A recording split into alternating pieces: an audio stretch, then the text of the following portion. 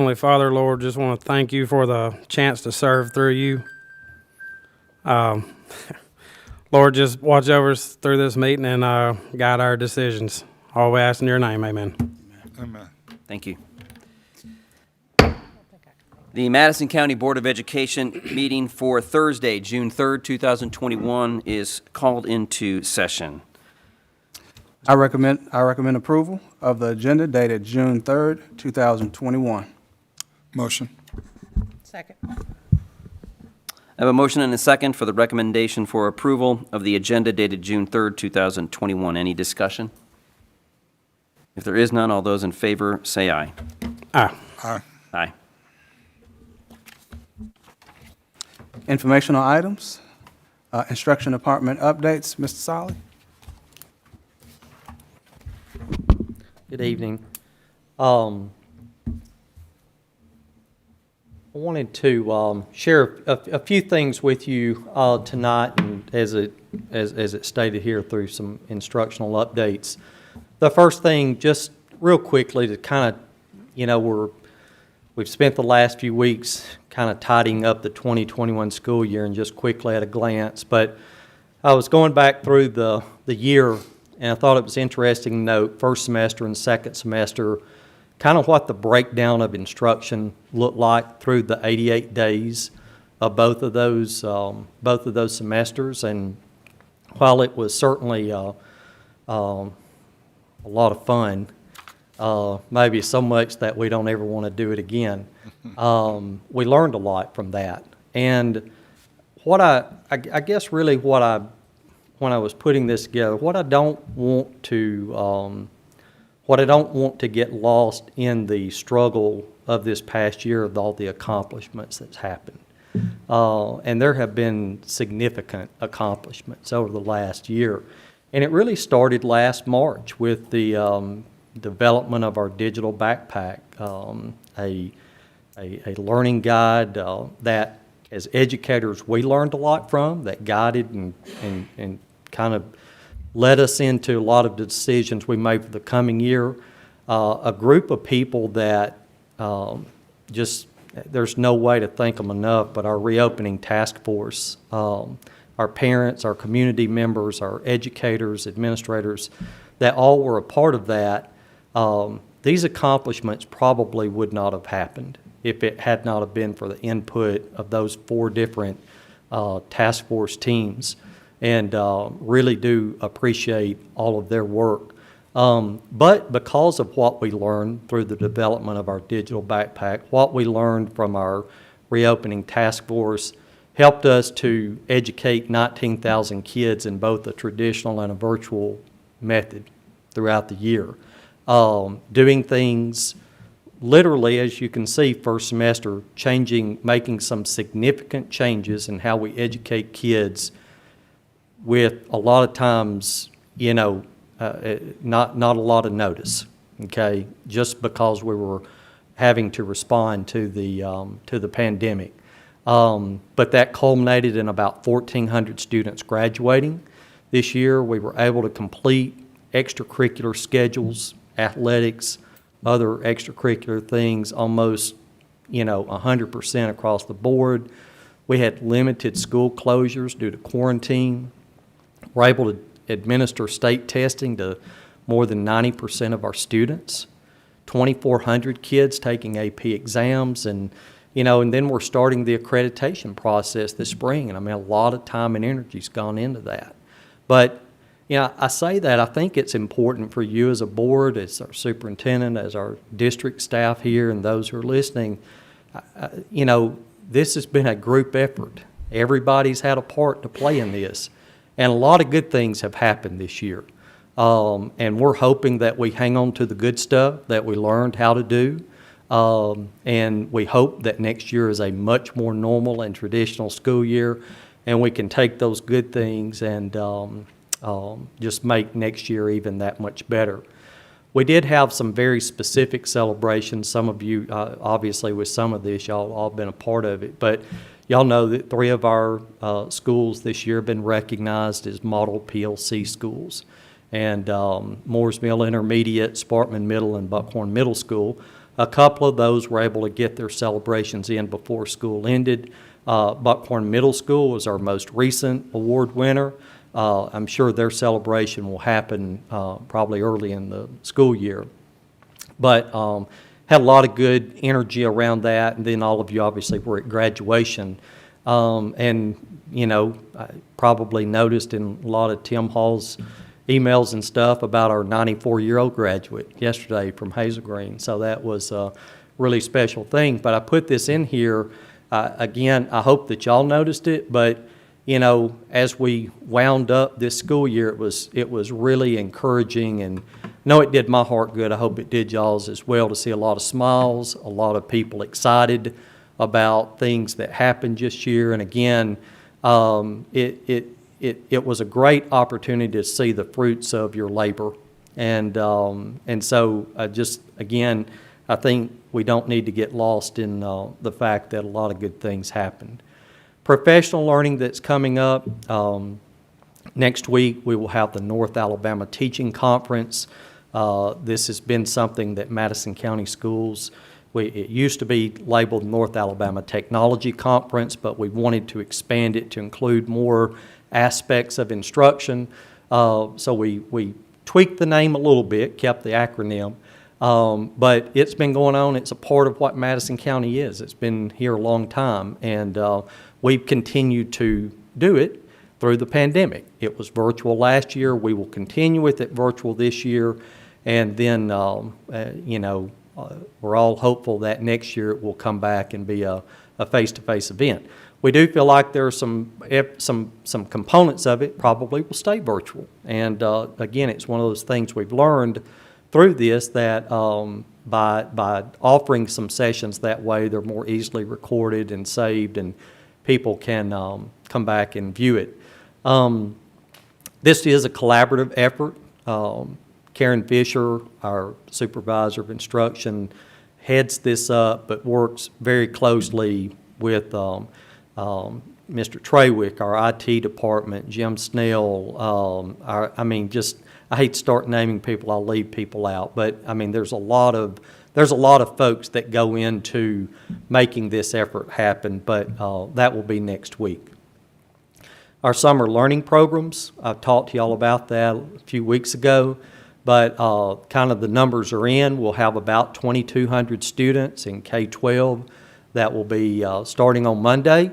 And, you know, just, again, a great collaboration. All of those listed, our transportation department, Mr. Malone, Mr. Dyer, Nurse Stiles, coordinating getting nursing support in place, Barb Howtwit with CNP, custodians rearranging their schedules to make sure they're on site when kids and teachers are there, and then our administrators and the instructional staff have put in a lot of time. This is really yet another semester in the school year. This is not a week-long program. But it has taken a great deal of work. I'm really excited, and I'm very proud of what's gone into it so far, and I think we're going to get a lot of return on our investment starting on Monday. Yeah. How does that's about 11 to 12% of our total student population that's going to be returning for summer learning. Yeah. How does that compare to previous years? Well, previously, we've not had a lot of summer learning. Yeah. So, you know, it's kind of like when we talked before. Our goal is really to normalize this, is to make summer learning just like learning any time of the year. You know, kindergarten is not required in the state of Alabama, and over 90% of the 5-year-olds in the state show up for kindergarten, even though they don't have to. We want to make summer learning to where people look at it that same way. I think my question probably should have been, how does this meet, do the numbers meet or exceed your expectation for? Yeah, so we had planned for a little over 3,000.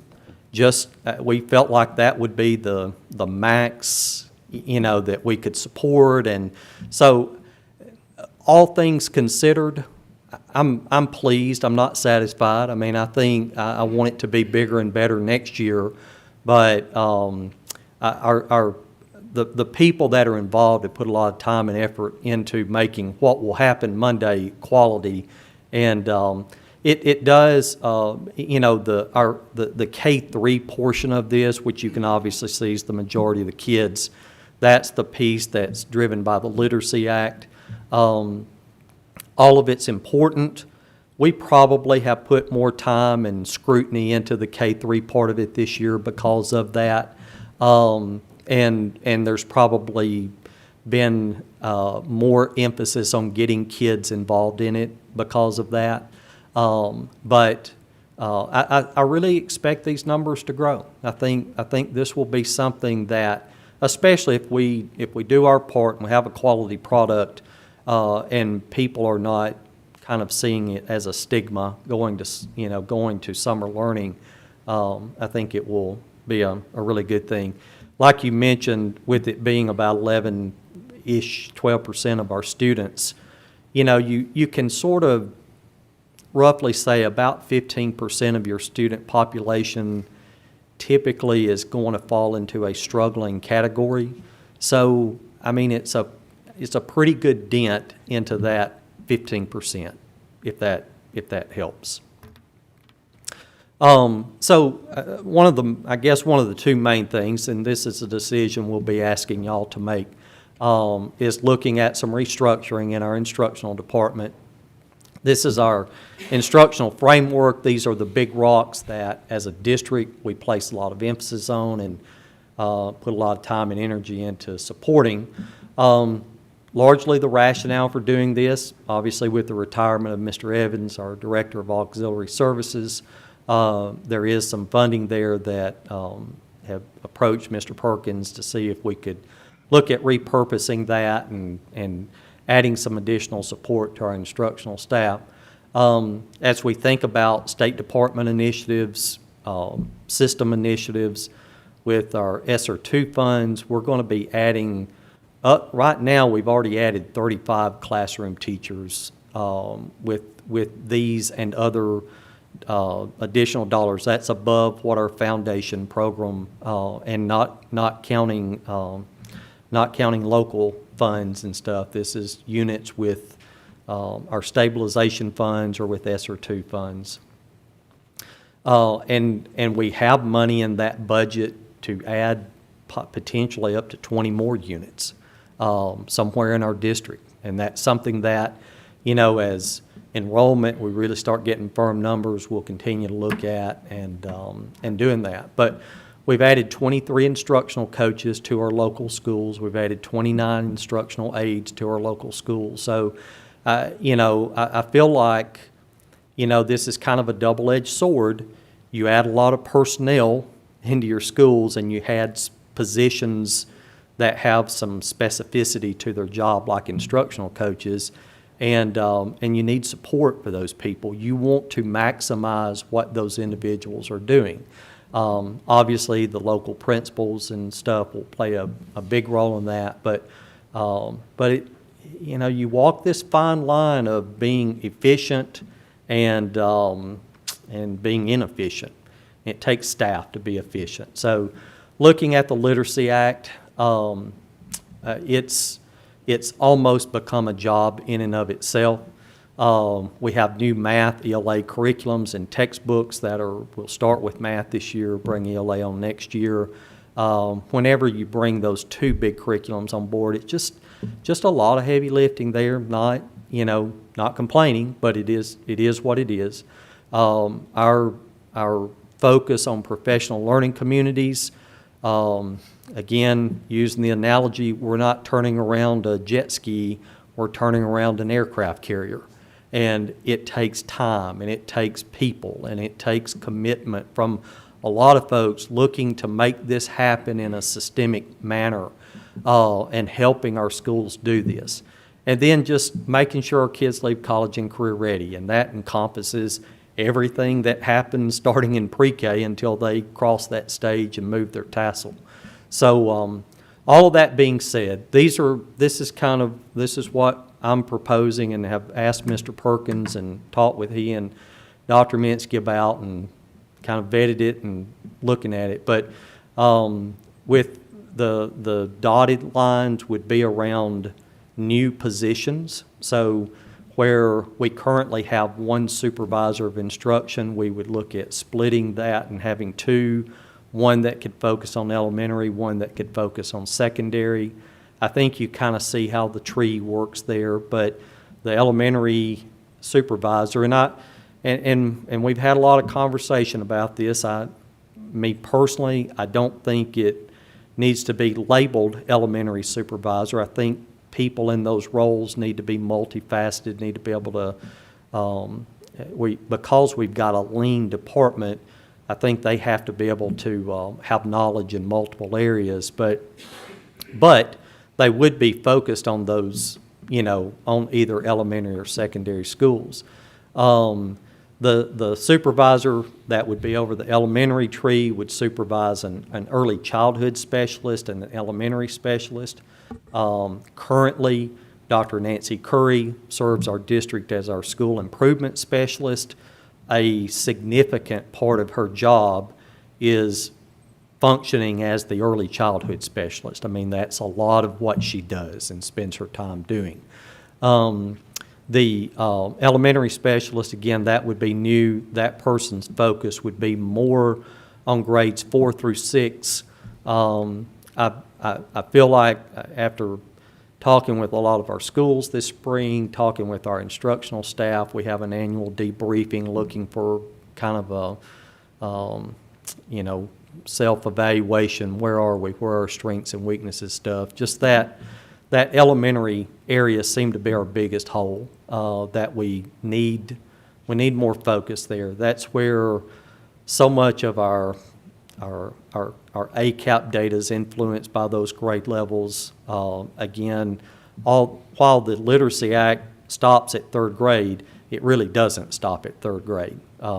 Children need to be supported in literacy and numeracy past that, and there's even some stuff in the law that carries over into 4th grade. So with that, so that would be the two positions that we would be asking to repurpose Mr. Evans' positions. I've listed the names of the people just so you can kind of see who's in these, who we would be looking at in these roles here and stuff. So, and then I've included the job description. This instructional specialist on this line underneath the supervisor, all of those are instructional specialists. Previously, we had a specific job description for the 9-12 and the 7-8. The job descriptions were all the same. These are instructional specialists. When they're hired, they would be hired with the knowledge needed to do the job. So I really think a change that we would be asking the board to consider would be to adopt this single instructional specialist job description that then we could just use to use with any 4 of those jobs as any of them came open. Questions about? I know it's a lot. Any questions, Ms. Bates? This one? Mm-hmm. Yeah, I'm sorry. I apologize. So right now, our supervisor of instruction is Karen Fisher, and under this, if y'all approve this, Ms. Fisher, who previously been the principal at Endeavor Elementary School, would move into that supervisor of instruction, but with more focus on the elementary grades.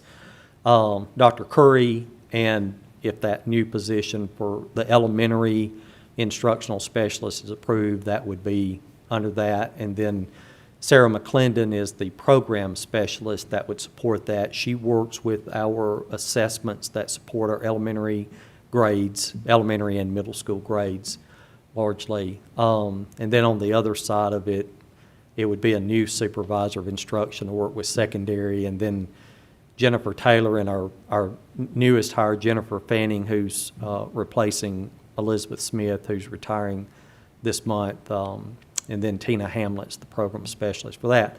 Dr. Evans is our instructional technology specialist, and she would serve, both sides of the family there. So people are already doing these roles right now, or we're just looking at changing job titles? People are in all of these roles, Mr. Brooks, except we do not have a supervisor of instruction over secondary. There's not a job for, I mean, Who's doing it now, though? Ms. Fisher is doing she's doing K through 12, right? I mean, she supports me and we all work together, but she's our single supervisor over instruction. And then it would be creating that or allowing us to advertise that new position of the 4-6 instructional specialist. That person's not here right now. And it's, Dr. Curry tries to help with that. Ms. Fisher tries to help with that. I try to, it's kind of a team effort to serve those grades there.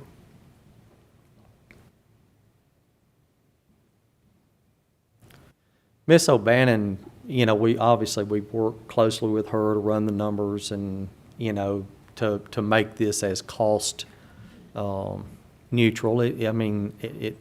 It's not a dollar for dollar thing. The retirement and the positions are it's not a wash, but we do feel like through some other revenue streams and things like that, I don't know, it won't have a significant impact on our local budget anyway. I think we had estimated it may be 30, 40,000, maybe something in that ballpark, I'm thinking. Well, it seems reasonable. For us to go over, sorry. It seems reasonable and certainly something that we may have needed to do for a while, possibly, or have we gotten to this point just recently, or you think this is kind of in the making for a while? No, it's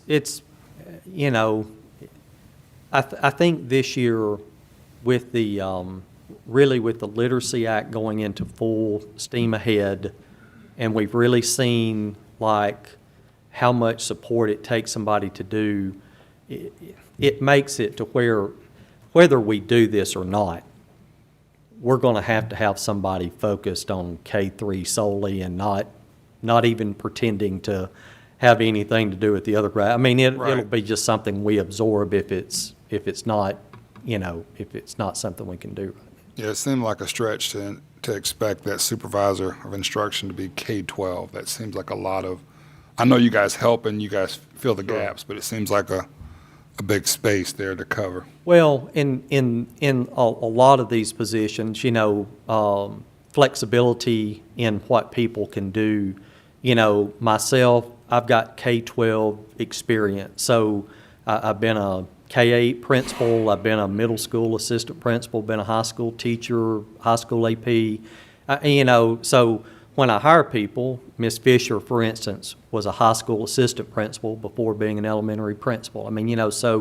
So she has experience kind of in the gamut, and I could go down several of these people on the list have experience in multiple areas, and because again, and I don't mean this anything other than it is for a district our size, with or without these people, this is not a heavy department. This is you can look at a lot of districts our size and see much larger departments than this, but because we're the size we're, and I fully believe in support and putting our resources in our schools, it really makes us have to look at creating as much position flexibility as we can.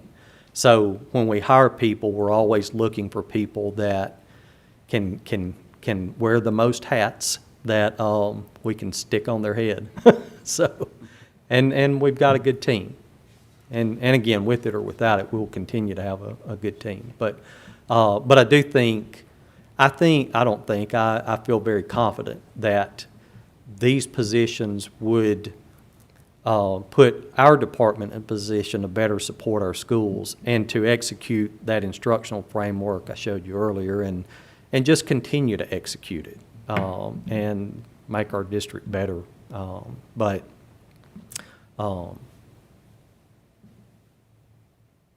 other questions about that, or?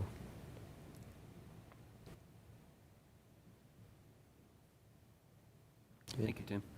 The last thing I wanted to talk to y'all about, and this would be a policy revision we would be asking for. Policy 7.8 is our graduation policy, and there are, it gives kind of a broad overview of what, of how the graduation process, I guess, will work. And it kind of breaks it down. There's some 7.8.1, 2, and 3 break it down to what that looks like for like a fifth-year graduate, or there's two other, escapes me right now. But so this would be a new addition to the policy if y'all approved it, 7.8.4. But this is related to the Madison County Virtual Academy. Let me back up a little bit. This is, let me tell you what this is about, and I'll give you just a second to read over this. But the last 2 springs, I don't want to portray this like this has been a massive problem, but it's been a little problem that's always been like a dam with a leak in it. It's just like, okay, right now we can put our finger in it and stop it, but at any time, it probably has the potential to explode and really, I don't know, maybe create some things that we don't want to create. So in the springtime, it's happened a little bit more this year, and last year it happened some. But students would attend their zone school, their traditionally zoned school, first semester. And then they would want to transfer to the virtual academy second semester. I'm sure there's for a lot of reasons. Some primarily for schedule flexibility. They're a senior, they're getting ready to graduate. Some may want to grab a job. Some may want to, a lot of them are involved in extracurricular stuff. They want to have some flexibility in how soon they can get to a practice or a game or an event, or, just a myriad of reasons that they want to gain that flexibility in the spring. And that's okay. They can do that. I mean, Madison County Virtual Academy is a standalone school. They can make that transfer, and that's not a problem, okay? But where potentially, and where it has come into a little bit of a problem so far, is they will remain there for most of the semester, but then they want to transfer back to their zone school, which they're allowed to do. As long as they live in that school zone, they can transfer back like a couple of weeks before the end of the semester. And the thought is so that then they can walk with their school where they attended and done that. Well, from the school end of it, it creates a little bit of, okay, we didn't know this student's going to be here. We've got to get a cap, a gown, a diploma. We've got to make sure that they, it's not an insurmountable problem, but if it's a kid, but if it's 10 kids, if it's, again, it could be a lot more. So our high school principals, they brought this issue up multiple times, started talking about it last year, kind of wanted to watch it again this year, really didn't want to put anything punitive in place this year with the pandemic and stuff. So we tried to wordsmith a policy that would accomplish what they wanted it to do. So I'll give y'all a chance to read that, and then we'll talk about it. You said the problem getting cap again and the phone and all that is Ju- that on the school or is that on the parent? Or? No, the school facilitates that. I mean, they where it may be ordered, where if a student, whether they're a student at the virtual academy or at their zone school, usually that happens in the fall, so orders are placed, everything's in, they know it's the right thing, they've had time to double check stuff. It's just, I don't know, it's kind of one of those things that, But they can move before the last day of the first semester, which would be after the fall, correct? the So all the those are already ordered, but they will still be moving in. They could have it. That ordered gives by them more then. time versus, You're just saying, you're not wanting it to be like a week before graduation. Yeah, so it's almost like a little bit of like a loophole, almost. Kind of, yeah. They want to is it that they want to graduate from the school that they know have a diploma from, say, Hazel Green High School versus a diploma from Madison County Virtual Academy? yeah. Not necessarily not that it's instead of, but it's just where they've been. It's where their Right. friends are. They want to participate in the ceremony then, and our locals, our traditional schools, it just, I don't know. It kind of feels Gotcha. like it is a loophole. It feels like we're trying to game the system a little bit. That it just. Yeah. It just hasn't set well with them, but it's also around the idea of preparation too. What do we do, and it probably doesn't happen very often either, with students who, for some reason, their family transfers here 2 months before or a month before? What do we do with those students? Yeah.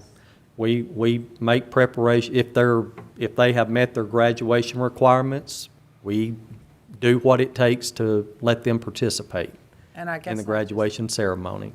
I'm curious whether that looks like we're punishing our people who live here, but not if you moved. Yeah. If you Well- moved, it's different.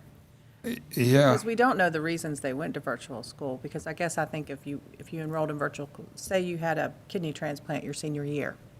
Right. Well, I'm sure most of the situations, if they're, I'm guessing you're talking about the situations that specifically they came in for a purpose, for a structure, and they intentionally want to go back for whatever reason, not necessarily a medical condition or things like that. Is that correct? I mean, the situations that have been brought to my attention have been, largely the student is looking to have more flexibility than they would have in the traditional school, but then wanting to still have the benefit of, walking with their peers and, so Yeah. I see. yeah. Mr. Wise? I'm a KISS kind of guy, keep it simple, stupid kind of guy. So I would look at that and say they must do so prior to the last day of the first semester. That's a lot of wording. Why can't we just put a specific date, 1 December? Yeah, we could, yeah. And just 1 December and just make it a specific date instead of the last day of the semester. That's just What's the number that this, almost like we're trying to trip people up. what's the number that this is happening at? I mean, is it like 50, 60, or like 3 or 4? No, they have to. I would say a dozen or less. But to your Right now. But to your point, right now, you mentioned earlier about the dam analogy. Yeah. I think if this is a continual issue, I think it's going to grow. I can see it growing. Should it not say if a student transfers or decide, because they're not necessarily transferring necessarily, they have the intent to transfer, right? I mean, we're trying to stop that. Sure, yes. So maybe it should If the student be- if a stu- intends if to a student- transfer from the, yes, Desires to transfer from the Madison County University to the school they are zoned to attend, they must do so prior to 1 December, 15 December, whatever date. That way, because are we allowing kids to transfer in the middle of the semester? they can. Well, We okay. can't stop. I mean, it's a school that all of our students can transfer to, so there's nothing to stop them from doing that right now. And that does happen on occasion. Mr. Brooks, to go back to your point, right, like I said, right now, this isn't, and I don't want to portray it like, oh my gosh, sky's falling. It has been a relatively small number of kids that schools have been able to deal with. But the end of last year and the end of this year, as soon as that first student starts inquiring about it and stuff, and, the rumors start swirling in school, hey, this one's going to do it, and that, I'll get usually at least 3 phone calls and usually 5 phone calls from principals like, hey, this issue's coming up again, and we may have, a lot of kids coming back in, and is there a way that we can, look at, maybe managing that a little bit better, but. I will say, Dave, I appreciate your point, but I can see where putting an exact date, because that date at some point is going to fall on a Saturday or Sunday, and I True. can see parents going, oh, well, you're taking my, so then is it the week before, is it the week after? Can't let us do it Monday if it was on Sunday?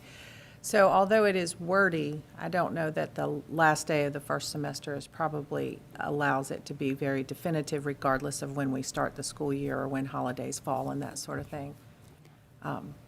And we talked about, is the last sentence enough? If a student transfers from the virtual academy to the zone school during the semester in which they graduate, they will not be, I don't know if that alone says enough or not enough. I'm not sure, but we felt like with the sentence before it, it tells them, this is how you can do it. Right. If this is what your intention is, and we want to honor that. Yeah. I mean, if they, we want to give them a way that they can do that. Yeah, I think the spirit of the policy, what you're trying to accomplish is sound. I agree with it. I think it does, I can see parents and students, I hate to say game the system, but that's the only thing that comes to mind. But, Yeah. and I could see that being I could see students doing that intentionally, structuring it where they do the virtual for the flexibility for whether they're student athletes, whatever, and then wanting to transition back to graduate from Hazel Green at the end after they've benefited from the virtual academy the entire time. And I think they should graduate as virtual academy students. Yeah. I think that's appropriate. So I just spoke to Alan about that. I'm wondering if you start your senior year in the Madison County Virtual Academy, you have to graduate regardless with the Madison County Virtual Academy. You can't, whether you go back to your school or not, you've got to graduate with them. But that's just. And I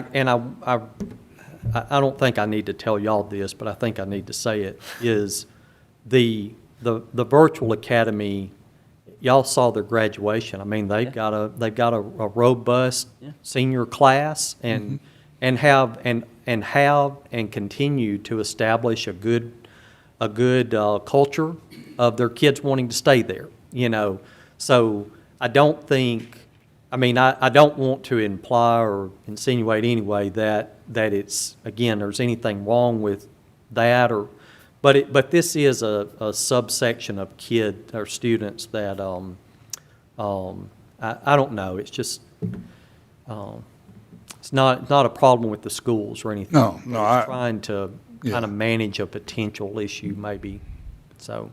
Brian Range, you guys are. I'm good. Okay. All right. Something foul up here is what the Oh. laughing is. Oh, okay. We have the storage boxes Right. are on our side. This is our new Complain about normal here, That's right. back in the box. You So, may have to separate us again. Yeah. At least put a mask on. Put you down there and bring Sherry up there. Good. Thank you, Tim. All right, thank you. Appreciate it. Athletic supplement updates, Mr. Everett.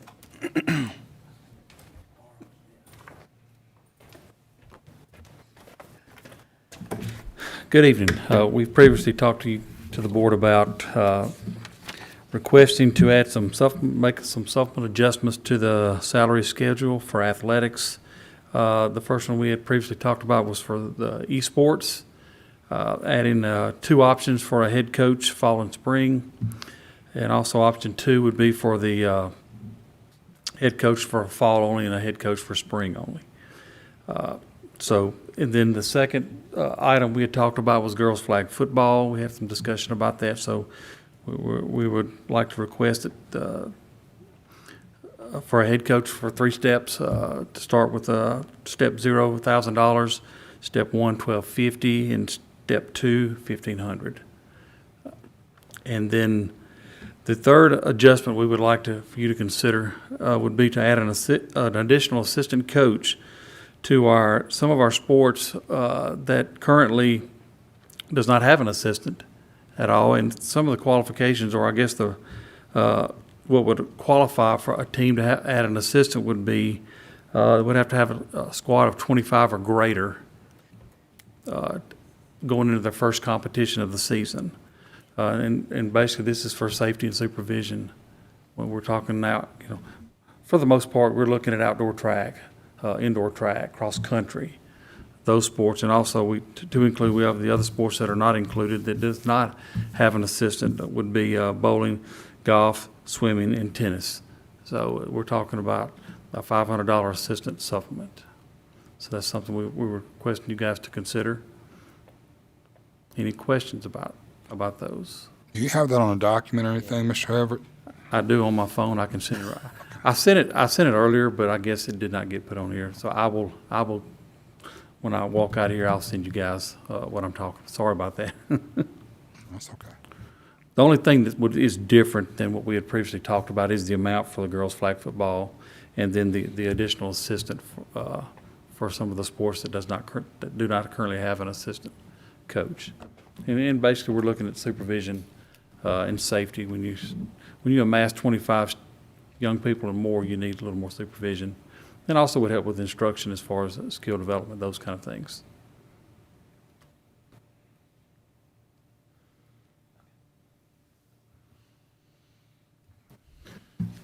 Any questions? I just have a question, kind of unrelated. Do you know if our assistant coach baseball supplements are kind of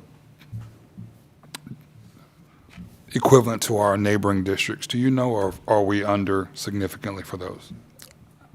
I know with a couple of systems, we are below what they, and in some of our head coaches and assistants and some of our spring sports are not as, we don't offer as much to coach those sports as some of the other systems around us do. Okay.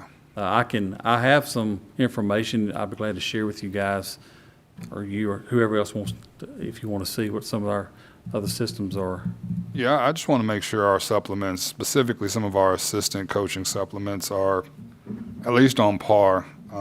We've had some trouble fielding some assistant coaches, specifically in baseball, and so I was wondering if it's an issue of the small supplement, which I believe it's around $1,400, and the time commitment they have, if that's a normal rate or if it's significantly lower than districts. Yeah, baseball is 1,400, you're Okay. correct. Okay. I'll be glad to send you that. Yeah. Thanks. Thank y'all. Thank you, Lemo. Discussion of Panorama contract, Mr. Trawick. All right, good evening, guys.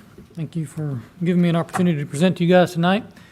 So, Mr. Solly kind of led us off talking a little bit about the enormous triumphs that our district has achieved this school year, and one area in particular that we've made some major gains in also is social and emotional learning, and that's definitely through the help of the addition of Portia Hines as our mental health services coordinator.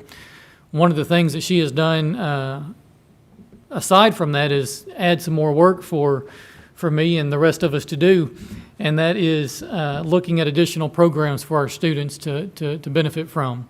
One of those programs that she brought to our attention was Rhythm App, and that has been a huge benefit for our students, to our district, from a standpoint of students being able to check in daily with their teachers, especially with our students working from home, us being able to kind of get an idea of what they're looking or what they're feeling like from a learning standpoint and that sort of thing. That's a very small component to one of the goals that our district and one of the goals that our state has of creating specified SEL standards for all school systems across the state. We are charged with having a Tier 1, Tier 2, and Tier 3 model of instruction for social and emotional learning, and Panorama is a kind of the name itself is very cleverly titled, as it gives us a very large picture, a broad picture of what our students are currently doing from a academic standpoint, from a social and emotional standpoint. This statement right here kind of tells it all. We can see progress from academics, attendance, behavior, social and emotional learning, ultimately so that we can go back to the center focus on the chart that or the graphic that Mr. Solly showed us is focusing on the whole child. And so Panorama is really, well, let me go back and mention Tier 1. Our SEL instruction is covered by Tier 1 is covered by the rhythm map, where we kind of monitor, or we have an opportunity to monitor every child every day. Up front, it takes them 90 seconds to give us kind of a quick snapshot of how they're feeling emotionally, physically, mentally, that sort of thing. What we're missing and what we really don't have a solid platform for is our Tier 2 instruction. You know, what type of interventions are we going to be able to provide for our students from an SEL standpoint? And so Panorama is going to would give us an opportunity to do that. I'm going to skip this video and come back to it in just a moment if we have an opportunity to. But what we're going to talk about here is MTSS and RTI, our multi-tier systems of supports, and our RTI, response to instruction. And really, those terms are kind of synonymous in a sense that our goal is to take and I guess the best way to relate it here from an instructional standpoint is our classroom teacher teaches a reading group as a whole group reading lesson. All right, that's Tier 1. And then the teacher also provides small group instruction to the whole class, which is also still part of Tier 1. All right, so if we're looking at it from a tiered system here, once we get to our Tier 2 instruction, that's the small group, the extra small group lesson to a smaller group of kids in the class, not the whole group, but a smaller specified group of kids in the class that aren't quite meeting benchmark. Well, we can use the data from our rhythm app, also combined with data from assessments that Panorama has built in that we'll be able to utilize as well. Some of you may be familiar with the CASEL assessment, which is a social emotional learning tool. We've got several schools that are already using the CASEL assessment, particularly Madison County Elementary School. Miss Mason there, they do a really good job of covering SEL, the SEL component at Madison County, but we don't have a formative or a common formative assessment, I guess you could call it, at all of our schools across the district for social and emotional learning. So once we get past that Tier 1 instruction and we identify the kids that need Tier 2 interventions, what do we do with them? Well, Panorama is going to give us an opportunity through what's called the Playbook to provide interventions from a social emotional standpoint. So going back to, all right, so go back to the RTI. All right, so our MTSS and our RTI teams, they get together and they meet to discuss what particular types of interventions need to be addressed from an academic standpoint. Well, now we need to include the social and emotional aspect of their day-to-day lives, all right, their day-to-day academic or their day-to-day instructional, their day-to-day instruction. And if we're not including that, then we're not really fully going back to Mr. Solly's graphic there. We're not fully meeting the whole child initiative there. And so what we're trying to do is find a way to better meet that. And Panorama is giving us an opportunity to do, or would give us an opportunity to do that, really through RTI and our MTSS, our multi-tiered systems of supports. Let me fast forward here to this video here. All right, Austin, I'm going to stop talking so you can turn the volume up, and we're going to play this video here from the Playbook. At Panorama, we know that measuring social-emotional learning is just the first step. The key to making SEL work is moving from awareness to action. Students and teachers need to know that their voices are changing mindsets and impacting practices. That's why we created Playbook, an online professional learning library of research-backed and evidence-based SEL interventions for kindergarten through high school. Right inside Playbook, educators can find hundreds of strategies from dozens of leading SEL curriculum providers, like Second Step, Teaching Tolerance, 7 Mindsets, Conscious Discipline, Character Strong, and Move This World, on everything from supporting students' social-emotional growth to promoting equity to building adult capacity for SEL. Every strategy on Playbook maps directly to a topic on Panorama's surveys, so educators can move directly from reviewing Panorama data into taking action. Let's say we are looking at student data on the topic of sense of belonging and thinking about ways to instill connectedness in our school or classroom. We can shift from the survey data right into a video-guided, interactive SEL exercise from Move This World, which includes instructions for educators on how to frame the activity in the classroom. And there's so much more that Playbook can do. Educators, administrators, student support staff, and counselors can filter interventions by grade level, curriculum provider, and topic, access videos, online courses, or download handouts and guides to use in the classroom, and create a personal library of bookmarked strategies.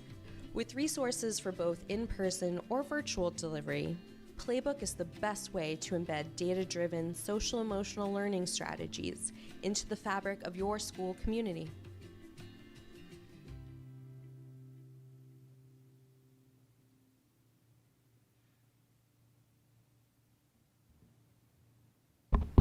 All right.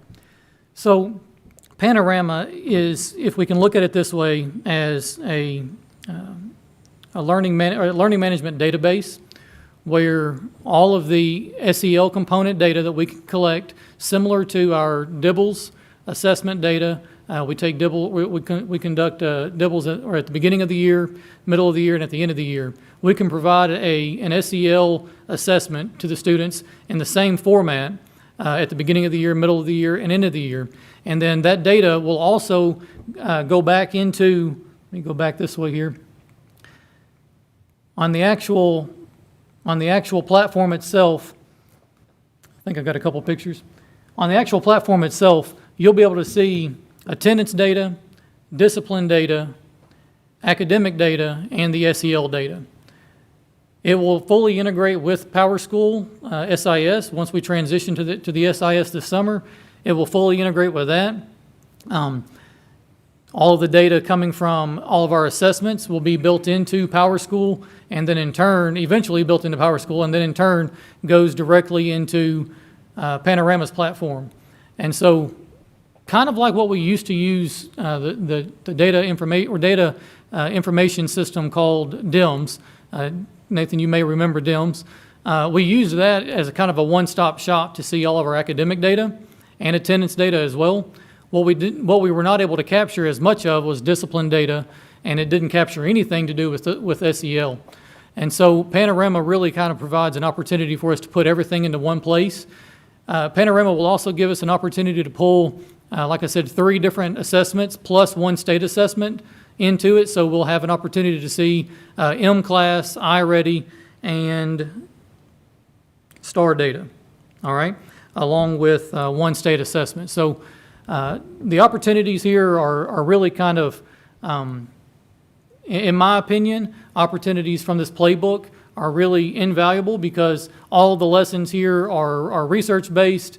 The lessons here, one misconception that I had initially when looking at Panorama was that we could assign these interventions directly to the students through RTI, but the interventions are actually teacher-driven, which is really what we want. We want the teachers, right in front of the students, giving them the opportunity to kind of read their body language, kind of give them an opportunity to interact through these lessons, because these lessons are research-based, and they are designed to help address all different kinds of issues, from anger management, from bullying, and different types of. I can't even think of all the different ones right now off the top of my head, but that playbook covers pretty much everything that we have struggled to be able to address in the past. So what we're asking for is for you guys to review and approve a contract with Panorama. It would be a 1-year contract. It would be funded through ESSER II funds, and it's already been presented to the executive team and built in as part of with Ms. O'Bannon here as part of the plan there, assuming that you guys are on board with it. But from a funding standpoint, that's already been accounted for. This is just kind of the anticipated timeline here. Because we're a little late getting everything presented and approved, we wouldn't quite have access to it fully at the beginning of the school year, but I think that's actually going to work out better. It would work out better, in my opinion, to give everybody an opportunity to get the year started and then kind of go through the training after that and be able to use it that way. So The earliest we would be able to do a contract would be the next board meeting, the 24th of June would be the next, yeah. okay. And that was my question, when you said training. It was probably on there. I probably just It is, can't It see is. it. There is a training. yeah. Yes, ma'am. timeframe? Yes, ma'am. They would provide quite a few hours of training. They actually will do all virtual training. It's facilitation of 2 virtual PD sessions and up to 2 hours, or that are up to 2 hours in length for 50 participants or more, or up to 50 participants. So I feel confident. We've built a pretty good relationship with their implementation specialist already, and I feel confident that we would not be left in the dust with, or left, behind in terms of trying to figure out how to best utilize the platform and get the most out of it for our teachers and Would students. that be like a train the trainer where you'd have 50 or so and then they would train? Yes, ma'am. Okay, so how soon do you think you would complete having all teachers trained? And is there something built in to make sure teachers are actually using this? So the initial goal here will be so all the teachers will have an account. All the teachers would have access to it. All the teachers would not use Panorama on a daily basis. They would have the ability to use it on a daily basis, but the expectation would not be there from a daily basis. The expectation would be to use this as a primary tool through RTI and for the MTSS team to use that as data collection, looking at the interventions that's already been provided from an academic standpoint, behavioral standpoint, attendance standpoint, and then now from an SEL standpoint. So all of the teachers are involved through that process at some point in time, but they would not all be involved in it each month, per se. So the data that's coming in, I mean, of course, I'm assuming I see you got some technical people that are going to be involved in this. Is the data, are they pulling data from our student management system back to the panoramic servers? Is it in the cloud? Is it locally? Eventually, yes. Okay. Eventually, yes. We will have to give them direct access to the like for the assessment data, we would give them direct access via FTP or something, or FTP was one of them. They had 2 different options. I can't remember the other one. maybe a direct link to yes. the database? Yes, correct. I'm assuming that the IT department's Well- sync with all this. They are. Yeah, yes, sir. so certainly there's some, Yeah, we have already we've already involved the computer services in a couple of the meetings leading up to this point here, so they are fully aware of those requirements and the possibilities there. yeah, certainly there's of course, cybersecurity component as well. The other question I have is, the students, how do they gauge the initial, how's the teacher logs into Panorama and it creates this dashboard for the particular student? You mentioned an app. Is that the gateway for kids to put in information about themselves or how they're feeling, or how does the data get? So Panorama's data from an SEL standpoint or the SEL assessment standpoint, that is a direct link that would be given to the students for them to go in and take, much like, just like they go in and take a STAR assessment. Gotcha, They would have a gotcha. direct link to Okay. take the Panorama assessment. And that's on a recurring basis, or is that? We would like to see that happen 3 times a year, beginning, middle, and end. Okay.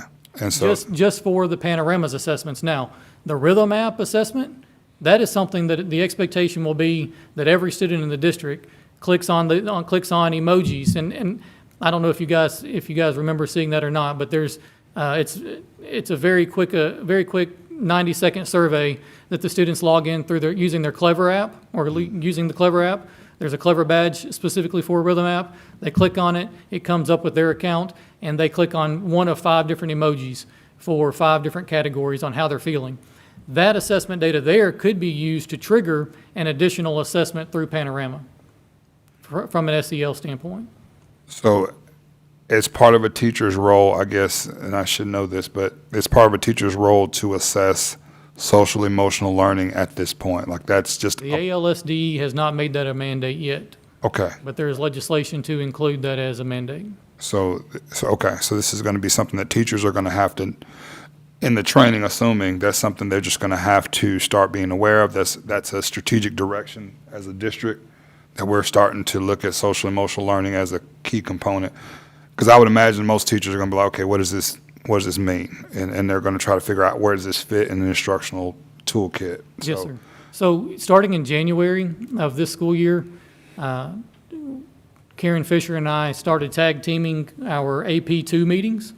And our AP2 group, the Assistant Principal 2 group, is a group that we have now dubbed as our social and emotional leaders on campus. Okay, There's one for each campus, and for the schools that only have one assistant principal, then they serve as an instructional leader and as the SEL leader. So, gotcha. so yeah, that definitely has been groundwork that we've been laying since January. Okay. Very good. Okay. And I think it's great. I think it's a great opportunity. I just don't want it to just become something that some schools do really well, other schools don't even touch it. And, it's just kind of it's just hodgepodge system. I think it has the, components to being great for our district and our kids. I just wanted to make sure it's consistent. Yes, sir. The key component here is definitely the playbook. In our opinion, that's really one of the most valuable pieces here, giving the teachers those resources to be able to use to address different issues that come up in the classroom, for sure. Okay. Any other questions or comments, concerns about Panorama? Thank you, Keith. Before we go into your next presentation, we're going to take a quick 5-minute recess, and we'll reconvene here at, let's say 6:40, so that's about 7 minutes. So do I need to get a motion to do that, or just go? No. Just gavel out? Okay, so we're going to take about a 5-minute, come back in here at 6:40.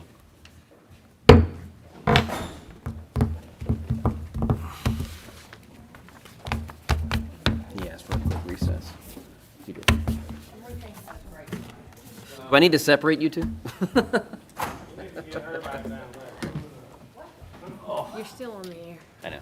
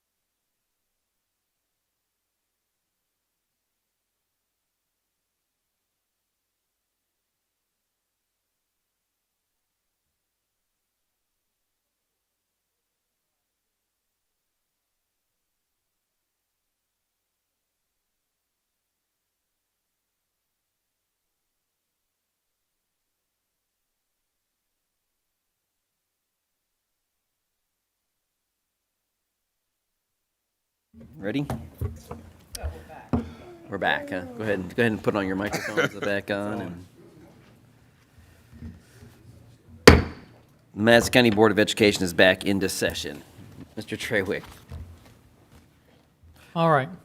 So we're going to transition to discussion of the lead nurse.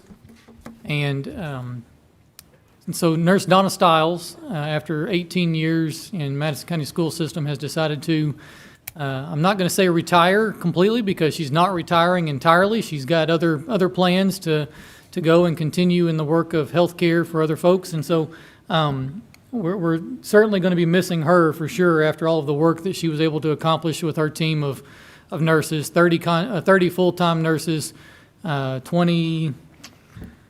25, I think it is, contract nurses, or 22, I think it is. But anyway, she's got a pretty large team of folks that she has been able to try to manage, or had to try to manage this year, in the midst of something that we've just never had to deal with before. So I don't even have the words to really kind of say what all she has done for us and the students and our schools and our teachers and everybody. So I would do a terrible job if I even tried to cover it all. So I'm just going to move into really kind of what we're going to propose. You guys have a couple of sheets that I printed off and put with your stack of papers there. On the back page there has the proposed amendments, and I would like to kind of just highlight a couple of these points here that Don and I worked through, talking about some of the things that they've been able to accomplish this year, and really one of the reasons as to why we're proposing an amendment to the lead nurse position itself. First of all, the lead nurse position is on the salary scale as a 217-day position. It's not necessarily identified as a lead nurse.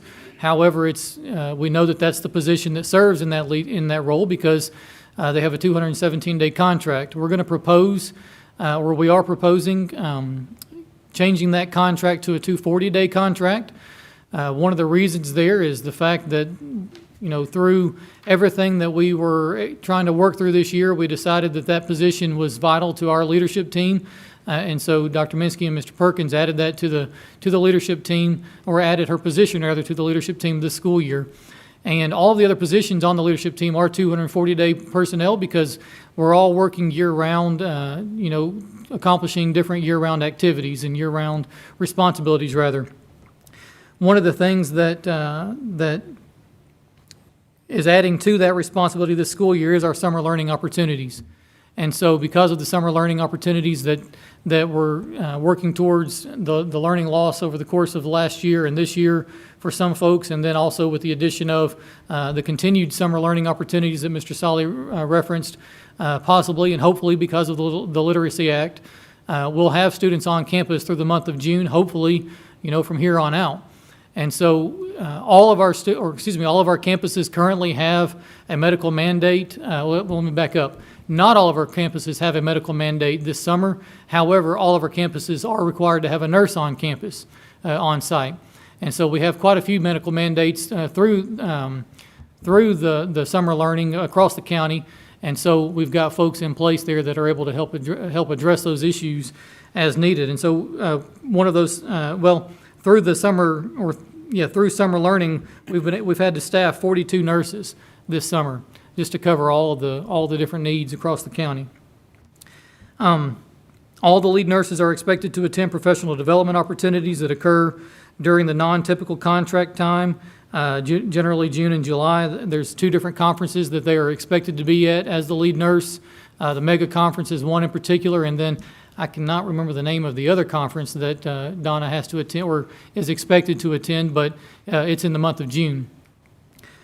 There's again just an increased number of students on campus this summer, and finally, that medical mandate there, like we said, has to be covered by a nurse to include extracurricular activities. So any of our summer learning activities that we've got going on, if there's football practice going on, if there's summer workouts for different sports, we've got to have somebody on campus there to help make sure that those students are covered during those times.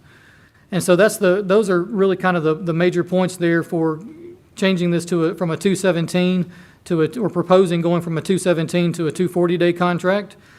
And then finally, the last part here is, looking at all the responsibilities, and I think through everything that we learned this year, through dealing with COVID and all the different challenges that we had to kind of work through from a health services standpoint, the lead nurse has an immense amount of responsibility on her professionally and personally. Her license alone is responsible for the other 30 full-time nurses licenses that we have working on our campuses. All of those individuals are spread out across each building throughout the campuses. So if we're looking at it from a standpoint of, looking at it, I guess, to say what that nurse is responsible for, she's responsible for 30 buildings and 30 individuals who ultimately are responsible for 19,000 students, over 19,000 students and roughly 2,300 employees. And so we're proposing a $5,000 supplement to be added to the lead nurse position's role, particularly for these reasons here. Again, the professional responsibility and that personal responsibility for every decision that every nurse makes across the district is a huge responsibility. And currently, on the salary scale, there is not any type of additional supplements for the lead nurse. The only additional pay that they make or that they receive is for that extra days that they work. Generally, our nurses they're contracted for 182 days by the state. We pick up the extra day for you guys as a board pick up the extra day for 183 days for all of our full-time nurses currently. So what we were proposing is an additional $5,000 supplement to go on top of the lead nurse's contract. And this supplement will actually go in the section of our salary schedule that houses the system-wide supplements. And I would like to say, I would like to add to that to make it even, along with the additional services and additional work that our lead special education resource specialist does, moving her from 3,000 to 5,000. That would actually equalize, because if you think about also the additional services that have been rendered as a result of special ed education, the additional work that has gone into servicing our students during this particular pandemic, as well as the addition of special education services that we have had to offer as well. So that would actually be connected to this supplemental. Both be 5,000. Both of them would be yes, both of them would be 5,000. Keith, under the 240-day contract amendment here, you have letter E, and any student that has a medical mandate on campus must be covered by a nurse to include extracurricular activities. So does the lead nurse is not going out to every school? No, sir. So the individual, if there's a football camp in June or a cheerleading camp in July or a band camp in July or whatever, are we bringing those nurses back on campus and paying for them, or? No, sir. So that item there is specifically for the lead nurse. In most cases, throughout the summer, we have not always had 42 contract nurses on staff, and so that number is much smaller, has been much smaller in the past. I couldn't even begin to quote you how many contract nurses we would have over the course of a typical summer. This summer is definitely an anomaly because of our summer learning. But generally, when we don't have a contract nurse in a place that we need one, the lead nurse from the district office is one that would go and fill that role in a lot of cases. And so Nurse Stiles, as the lead nurse, has filled in as the nurse, on every campus. Probably not so much this year, because we did have additional nurses on staff from a contract standpoint to help cover the additional needs, but historically, that lead nurse is bouncing from one campus to the next, making sure that, like for example, last summer, last summer was a blur. I can't say if it was last. I think it was the summer before last. Nurse Stiles covered the summer programs at Madison County Elementary School personally, on top of trying to wrap up the school year and making sure that she's got all of her documentation and everything in order for the 30 contract, for the 30 full-time nurses that we have. And when you say covered, what does that mean? Doesn't mean physically present, does it? Yes, sir. She was physically present every day at Madison County Elementary School. So I guess it was 2 summers ago. Okay. Did I read this right, that there are 20 national certified school nurses in the state of Alabama, and there's 8 of them in our district Yes, alone? Wow, that's impressive. Is that Ms. Stiles preaching that, or why is that such a high rate in our district, and we It got almost definitely- half of them in the state? Yeah, it definitely starts with the lead nurse. Right. And her encouragement, her ability to identify those that have the ability to go out and achieve that status there. And her example that she has set for the other nurses. There's no doubt that position, whomever it is one that carries a lot of weight and a lot of responsibility across the district. The nurse on each campus, they're the only person on that campus that can do what they do.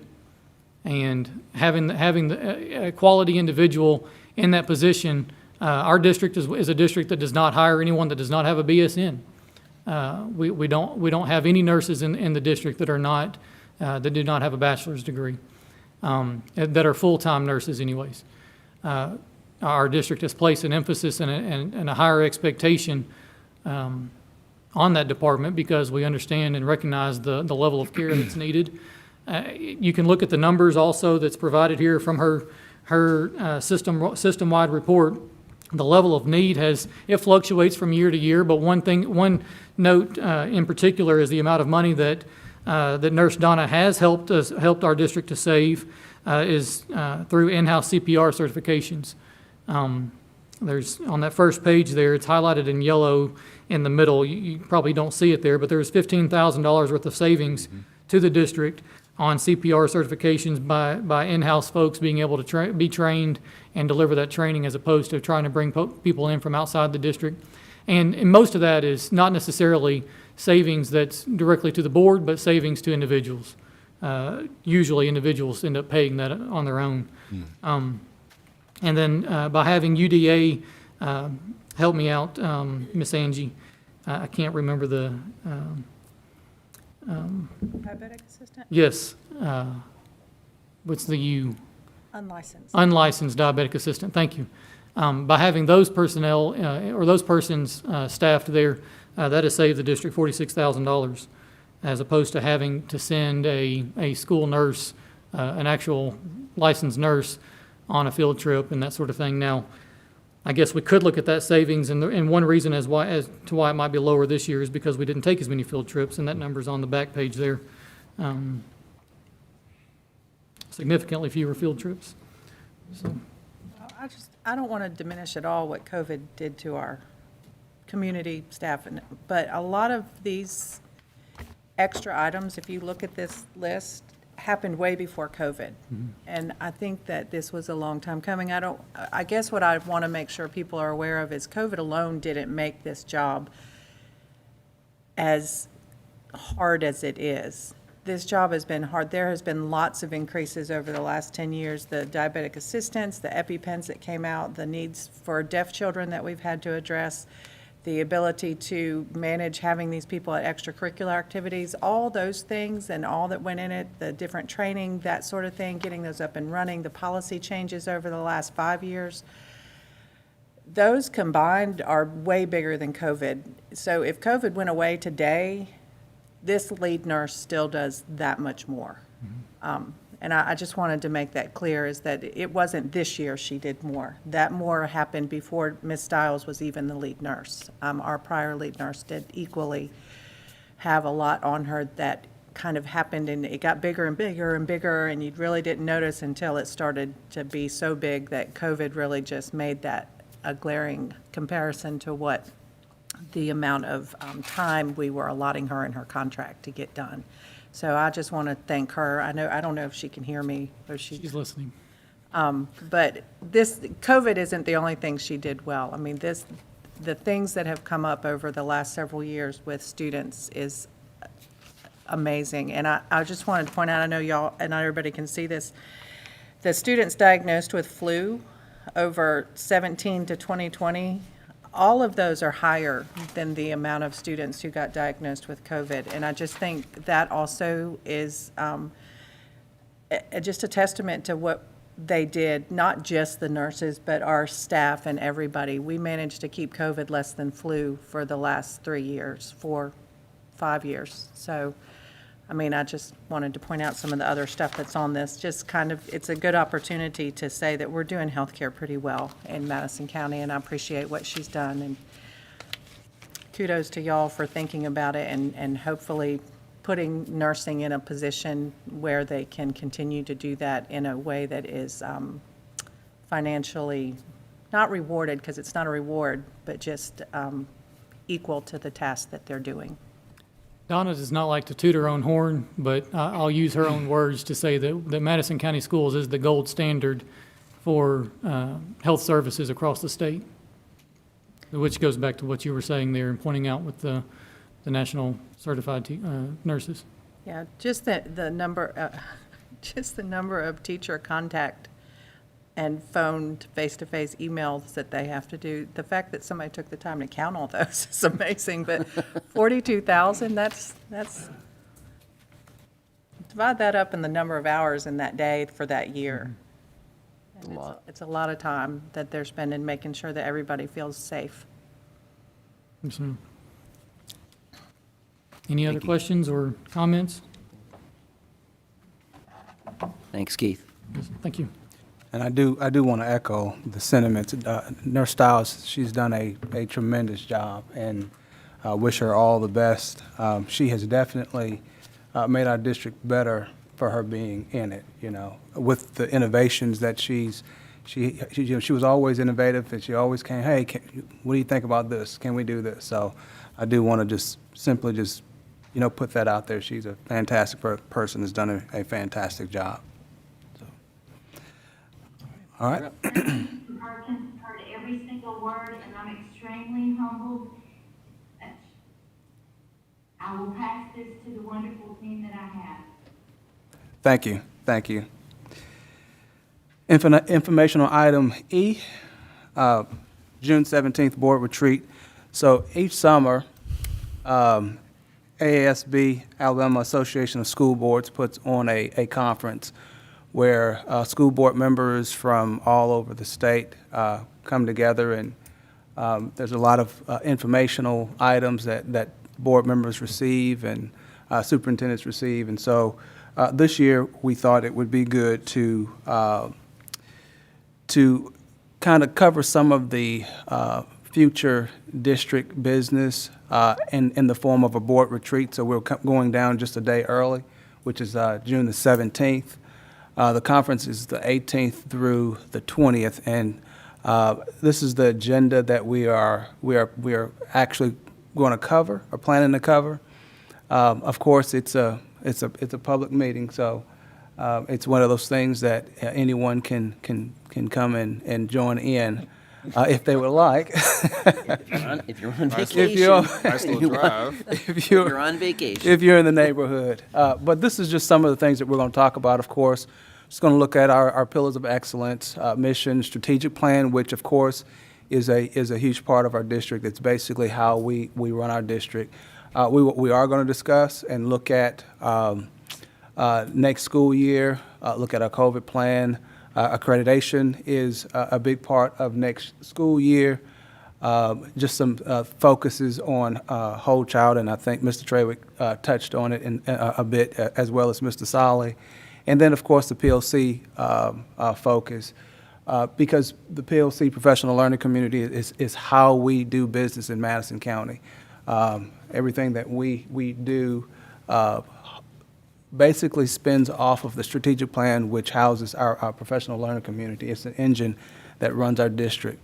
And then, of course, we have Dr. Twaddell, who is a superintendent and also a member of Solution Tree, who actually will conduct the PLC portion of that meeting. Of course, we will work through lunch. It's a working lunch, and then whole board training will be conducted. So it'll be a full day, but it'll be a good day because we're focusing on things that will definitely benefit our students, our district as a whole, and as well as our community, because we all function as a complete unit. So just wanted to make sure that we put that out in the open so that everyone understood and knew exactly what we were doing. And since it is technically an open meeting, we'll need to do a full agenda, just like we do for this, with that on there. And we'll have to post that agenda publicly prior to the meeting happening. Are we going to stream this meeting? I don't think we can stream this meeting, can we? I didn't know if we were in I asked, do we need to tape it? I mean, I don't think we have the capacity to stream it, but do we need to It's not tape? a requirement that you do that. Okay, so, Okay. Does food for thought mean there's breakfast? Food for thought, it's breakfast for your brain. And we're But working there through will be lunch? food, but there will be food. There will be food. don't worry, Angie. I can assure you of that. I'm gonna have to pack a bag. You don't have to pack a bag, there's food. Any Bring a protein questions? bar, you live. Dave, you make those, don't you? Don't you? Yeah, So Dave's gonna supply that. yeah, okay. All right. Thank you. Administrative items. Item A, I recommend approval of the Sparkman High School cooling towers replacement project bid as submitted. Motion. Second. I have a motion and a second for the recommendation and approval of the Sparkman High School cooling towers replacement project bid as submitted. Any discussion? My only thought was I wish we would have looked at this when we were actually doing the school. But it is what it is. Is this coming out of COVID funds or just general? No, sir, that would be the Alabama State bond issue. Okay, Yeah. Yeah. okay. Okay. Any further discussion or questions? If there are none, all those in favor, say aye. Aye. Aye. Item B, I recommend approval of the contracts for services as submitted. Motion. Second.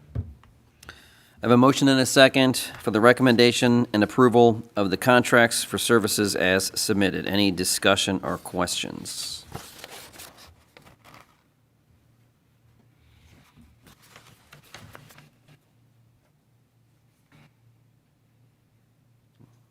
If there are none, all those in favor, say aye. Item C, I recommend approval of the personnel items, removing number 13 and number 29, and additional releases as submitted. Motion. Second. I have a motion and a second for the recommendation for approval of personnel items and removing items number 13 and 29, and additional releases as submitted. Any discussion? Questions? If there are none, all those in favor say aye. Aye. Aye. Aye. Item D, I recommend approval of the probationary principal contract as submitted. Motion. Second. I have a motion and a second for the recommendation of approval of the following probationary principal contract as submitted. Any questions of the contract? If there are none, all those in favor, say aye. Aye. Aye. Item E, I recommend approval of the supplemental contracts, removing number 54 and adjusting number 57 to read girls track head coach, and discontinued contracts as submitted. Motion. Second. I have a motion and a second for the recommendation for approval of supplemental contracts, removing number 54 and adjusting number 57 to read girls track head coach. Any discussion? I'm sorry. and discontinued contracts as submitted. Any discussion? Thank you. Which one did we remove the first? You said 54? Number 54. Number 54, and then we reworded number 57. 57. Is that just a mistake on 54? I think we're going to check. Yeah, we're We're gonna- we need to look at that. Yeah. Gotcha, okay. If there are no further questions, all those in favor, say aye. Aye. Aye. Aye. All right. That concludes the public agenda items for this evening. We do have an executive session to discuss a unique situation transfer, and you have certification to I go? don't have this You don't need on us? my Okay, okay. So we do have that. Is there anything that anyone has for the board? Any items of note? Mr. Minsky, Dr. Minsky, you wanted to discuss Yes, future sir. dates? Wanted to see if we could, we need to look at the budget hearings for the month of September. Want to see if we could do the first budget hearing on Thursday, September 2nd. And then due to the due date of the budget to the state, we're requesting that we look at Tuesday, the 14th of September for the second budget hearing. So the 2nd and the what day? 14th, which is a Tuesday. September, yes, ma'am.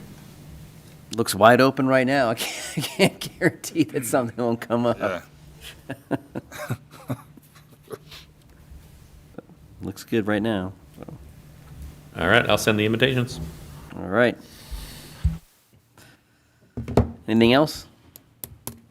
I appreciate everybody being here this evening. As everybody can see publicly, as of what, Monday, Tuesday? We went to, June 1st. June 1st, we went to, no masks at the workplace, of course. Optional. Optional, so if somebody feels uncomfortable and they want to wear a mask, that's their personal choice, and they're more than welcome to do so. But we will continue to do that until otherwise told differently. Hopefully that doesn't happen. But looking forward to the conference in a couple of weeks. I'll be down there with everybody. And if I don't have anything else, unless anyone else has anything else for the good of the board. All right. I have entertained a motion to adjourn into executive session. We will be coming public to You'll vote be on that. coming back Okay, to so we will be coming public to vote on this unique situation transfer. You're welcome to rejoin us for that, and we will be adjourning shortly thereafterwards. So I do need a motion to go into executive session. Motion, second. I have a motion and a second to move into executive session. Any questions? If there are none, all those in favor, say aye. Aye. Aye. We are adjourned. We'll We'll stay. just stay right here. Yeah, we'll just stay right here. So.